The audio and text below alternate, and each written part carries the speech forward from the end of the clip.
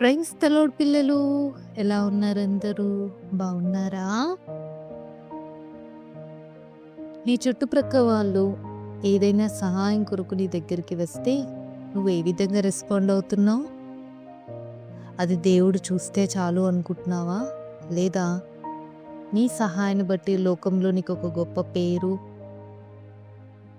అందరూ నిన్ను పొగడాలని, మనుషుల యొక్క మెప్పు పొందాలని, ఆ విధంగా ఉండాలని నువ్వు సహాయం చేస్తున్నావా? నీ సహాయం ఎప్పుడైతే దేవుడు చూస్తే చాలు అని దేవునికి అనుకూలంగా ఉంటుందో, దేవుడు నిన్ను బట్టి ఎంతో ఆనందిస్తాడు. ఎన్నో ఆశీర్వాదాలకు నిన్ను ఒక పాత్రుడిగా లేదా పాత్రురాలుగా చేస్తాడు. ఎవరైనా నీ దగ్గరికి సహాయం కొరకు వస్తే కేవలం దేవుని ప్రేమను బట్టి దేవునికి మాత్రమే తెలిస్తే చాలు అనే మనస్తత్వంతో ఇతరులకు సహాయం చేయి. అది నీకెంతో మేలు, అది నీకెంతో ఆశీర్వాదకరం. ఒక చక్కని స్టోరీ విందామా? బైబిల్లో ఒక స్త్రీ ఉంది. ఆ స్త్రీ ఉన్న గ్రామం ఏంటి అంటే షూనేమి. షూనేమి అనే గ్రామంలో ఉన్న ఈ స్త్రీ బైబిల్లో ఒక చక్కని మాట ఉంది ఈ స్త్రీ గురించి. ఆ స్త్రీకి బైబిల్లో ఉన్న చక్కని మాట ఏంటో తెలుసా? ఘనురాలైన షూనేమిరాలు. ఆ స్త్రీ పేరు బైబిల్ గ్రంథంలో రాయబడలేదు, కానీ తనకు చక్కని బిరుదు బైబిల్లో రాయబడి ఉంది. ఆ షూనేమిరాలైన స్త్రీ తను చేసే ఎన్నో గొప్ప కార్యాలు కేవలం దేవునికి మాత్రమే తెలిస్తే చాలు అనుకుంది. తను దేవునితో ఎంతో ఖచ్చితంగా జీవించాలని అనుకుంది. వాళ్ళు ఉంటున్న ఆ గ్రామానికి లేదా ఆ చుట్టుపక్కల ఉన్న గ్రామాలకి పరిచర్య కొరకు, దేవుని స్వార్థ ప్రకటించుటకు, దేవుని కార్యాలు జరిగించుటకు ఎలీషా అనే గొప్ప దైవజనుడు చుట్టుపక్కల పరిచర్య కొరకు వచ్చినప్పుడల్లా ఈ ఘనురాలైన షూనేమిరాలనే స్త్రీ ఇంటికి వస్తూ ఉండేవాడు. ఎందుకంటే ఆ కుటుంబము దైవజనునికి ఆతిథ్యం ఇచ్చే కుటుంబం. ఆ కుటుంబము దైవజనునికి ఎప్పుడూ మేలుకరంగా ఉండే కుటుంబం. ఆ పరిచర్యలో డైరెక్ట్గా వీరు భాగస్వామి కాకపోవచ్చు, అయితే ఆ దైవజనునికి వాళ్ళు చేసే పరిచర్యలో దేవుని పరిచర్యతో ఒక భాగస్వాములుగా ఉన్నారు. ఒకరోజు ఈ ఘనురాలైన షూనేమిరాలైన స్త్రీ తన భర్తతో చెప్తుంది, అయ్యా, ఈ గొప్ప దైవజనుడు ఎలీషా గారు ఎంతో పరిచర్య చేస్తున్నారు, ఎన్నో గ్రామాలు తిరుగుతున్నారు. మన ఇంటికి వచ్చినప్పుడు మన ఇల్లు తను చక్కగా రెస్ట్ తీసుకున్నటకు, రిలాక్స్గా ఉండుటకు అంత విశాలంగా ఉండకపోవచ్చు. అయితే ఆయనకి మరి మేడ మీద ఒక గదిని కడదాము, అది ఆయన కొరకు ప్రత్యేకమైన గదిగా చేద్దాము. ఆయన మన ఇంటికి వచ్చినప్పుడల్లా ఆ గదిలో విశ్రాంతి తీసుకుంటాడు అని ఆలోచన చెప్తుంది తన భర్తకి. తన భర్త కూడా, అవునమ్మా, ఇది చక్కని ఆలోచనే, నువ్వు అన్నట్టుగా దైవజనునికి మనం ఆతిథ్యం ఇచ్చి తన విశ్రాంతి తీసుకుంటకు ఒక ప్రత్యేకమైన గదిని ఏర్పాటు చేద్దామని చెప్పి ఒక మిద్దె మీద ఒక చక్కని గదిని వాళ్ళు ఏర్పాటు చేస్తారు. ఆ గదిలో ఏమేం పెట్టారంటే దైవజనుడు విశ్రాంతి తీసుకుంటకు చక్కని మంచం, ఒక టేబుల్, దీపస్తంభం మరియు పీట, ఇవి అరేంజ్ చేశారు. ఆయన ఎన్నో గ్రామాలు పరిచర్య తిరుగుతూ కాలినడకన గొప్ప పరిచర్య చేస్తూ వీరింటికి వచ్చినప్పుడు విశ్రాంతి తీసుకునేవాడు. ఎంత గొప్పగా దైవజనుని ఆ కుటుంబం ప్రేమించిందంటే నిస్వార్థంగా ప్రేమించింది, నిస్వార్థంగా పరిచర్య చేస్తూ వచ్చింది. ఎలీషా దగ్గర ఒక పరిచారకుడు ఉండేవాడు, అతని పేరు గెహజీ. ఒకరోజు ఎలీషా గెహజీని పిలిచి, ఈ స్త్రీ మనకెంతగానో పరిచర్య చేస్తుంది, వారి దగ్గర ఏ అవసరం ఉందో, వారికి ఏ కొరత ఉందో అది కనుక్కొనిరా, దాని విషయమై మనం ప్రార్థన చేద్దాము అని చెప్తాడు.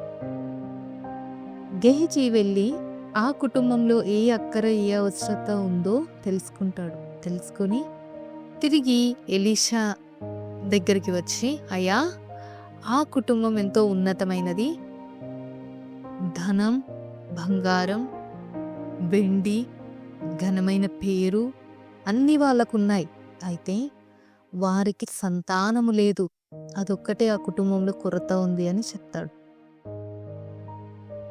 అందుకు ఎలీషా ఆ మాట వినగానే వెంటనే దేవుని సన్నిధానంలో ప్రార్థన చేస్తాడు. అయ్యా, ఈ కుటుంబం నాకు ఎంతగానో ఆతిథ్యం ఇచ్చింది, కేవలం నీ ప్రేమను బట్టి మాత్రమే. అయితే ఈ కుటుంబంలో ఉన్న ఆ కొరతను నువ్వు తీర్చాలి, వారికి ఒక చక్కని కుమారుని అనుగ్రహించు అని ప్రార్థన చేస్తాడు. దైవజను చేసిన ఆ ప్రార్థన దేవుడు విని మరుసటి సంవత్సరానికల్లా ఒక చక్కని కుమారునికి తల్లిగా ఆ ఘనురాలైన స్త్రీని చేస్తాడు. ఆ కుటుంబం ఇప్పుడు ఒక సంపూర్ణమైన లేదా పరిపూర్ణమైన కుటుంబం. ఆ కుటుంబం దేవుని దృష్టికి ఎంతో ఆశీర్వాదకరంగా ఉండే కుటుంబం. కొన్ని రోజులైన తర్వాత ఆ కుటుంబంలో ఒక ఘోరమైన, ఒక భయంకరమైన సంఘటన జరిగింది. ఏంటంటే,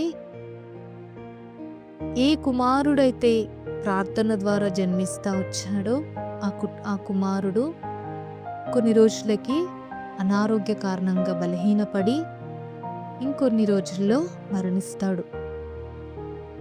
వెంటనే ఆ స్త్రీ మరణించిన ఆ కుమారుణ్ణి గదిలో ఉంచి తలుపు వేసి గొప్ప దైవజనుడైన ఎలీషా దగ్గరకు పరిగెత్తుకొని వెళ్తుంది. ఆ తల్లి ఎంతగానో దుఃఖిస్తూ, అయ్యా, నా కుమారుని కొరకు ప్రార్థన చేయవా, నువ్వు రా, నువ్వు వచ్చి నా కుమారుని తాకు, నువ్వు వచ్చి నా కుమారుని కొరకు దేవుని సన్నిధిలో మొరపెట్టు అని ప్రార్థిస్తుంది. ఎలీషా తన చేతిలో ఉన్న దాన్ని పట్టుకొని గెహజీకిచ్చి, నువ్వు అటు ఇటు తిరగకుండా నీ చేతితో ఇది గట్టిగా పట్టుకొని వెళ్ళు, అక్కడికి వెళ్ళి నువ్వు ప్రార్థన చేయి అని అంటాడు. అయితే అది గెహజీ వల్ల అసాధ్యమైంది. తిరిగి ఆ షునేమీరాలైన స్త్రీ ఎలీషా దగ్గరకు వచ్చి, ఇప్పుడు నువ్వు వస్తేనే నా కుమారుడు లేస్తాడు, నువ్వు తప్పకుండా రావాలి, నువ్వు మాత్రమే వచ్చి నా కుమారునికి ప్రార్థన చేయాలి, నువ్వు వచ్చేదాకా నీ కంచి కదలను అని చెప్తుంది. ఆ మాటను బట్టి ఎలీషా బయలుదేరి ఏ గది అయితే తన కొరకు ఏర్పాటు చేయబడి ఉందో ఆ గదిలోనికి ఆ కుమారుణ్ణి తీసుకొని ఆ కుమారుని కొనుక్కు ఎంతగానో ప్రార్థన చేస్తాడు. చేసిన ప్రార్థన దేవుడు అంగీకరించి తిరిగి ఆ కుమారుల్లోకి జీవం వచ్చింది. కుమారుడు లేచి తన తల్లి వద్దకు వస్తాడు. ఆ తల్లి యొక్క దుఃఖం తీర్చబడి ఉంది. ఆ దుఃఖం సంతోషంగాను నాట్యముగాను మార్చబడింది. ఎంత గొప్ప అద్భుత కార్యం కదా ఇది. ఈ కార్యం చేయడానికి దేవుడు ఎలీషాను వాడుకున్నాడు. ఆ తల్లి యొక్క దుఃఖాన్ని తీర్చడానికి గొప్ప దైవజనుని వాడుకున్నాడు. అయితే ఘనురాలైన షునేమీరాలైన ఆ స్త్రీ ఒక సేవకుని కొరకు సహాయం చేయుటకు సిద్ధపడకపోతే,